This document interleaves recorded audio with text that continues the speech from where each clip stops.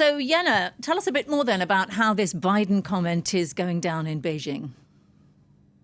The Chinese side are calling this an open political provocation. At the daily press briefing at the Ministry of Foreign Affairs, a spokesperson said, expressed the strong dissatisfaction and firm opposition of China, saying the remarks by US President Joe Biden were ridiculous, irresponsible, that they seriously violate basic facts, diplomatic protocol, and China's political dignity. As expected, Beijing isn't pleased with the comments that Biden reportedly made, calling President Xi Jinping a dictator.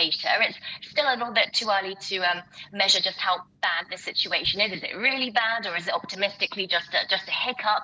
Chinese state media is likely to start publishing about this late Wednesday and into Thursday. Then we might be able to see some reactions on social media. For now, a quick search on Weibo, Chinese version of Twitter, brings up a lot of commentary about Hunter Biden's legal troubles, results that we couldn't see a few hours before, the mysteries, if you will, of the Great Firewall here in China. What I can say for sure, though, is that since last year, US-Chinese tensions have been at their lowest, and we've seen it before. It can take very little to derail any kind of progress that's being made.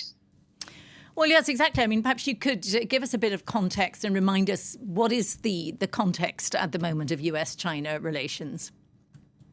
Well, the short version of recent history is this. Last summer, Nancy Pelosi, then a US House Speaker, traveled to Taipei, infuriating the Chinese, who reacted with these huge military drills around Taiwan and even over it sometimes. In November, though, there was a little bit of a breakthrough as the two leaders, Joe Biden and Xi Jinping, met on the sidelines of the G20. But then in February, we had this spy balloon incident, which took months to repair. In fact, it was just last Sunday and this Monday when Secretary of State Antony Blinken finally managed to travel to Beijing. And when he met President Xi Jinping, the two men afterwards used the word progress to describe how their relations had come along. And then now this happens with President Biden reportedly calling President Xi Jinping a dictator. If the spy balloon incident taught us anything, it's just how sensitive US-China relations are and how relatively unimportant events can get blown up because of the lack of understanding between the two countries and recognition of what was done and said. It took both sides a big effort to make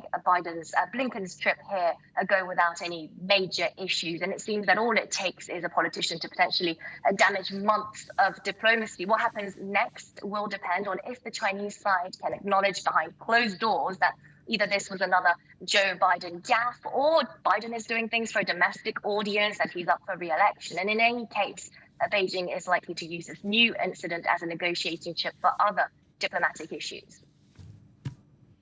OK, well, thanks very much. Thanks for that. Yena Lee there speaking to us from Beijing.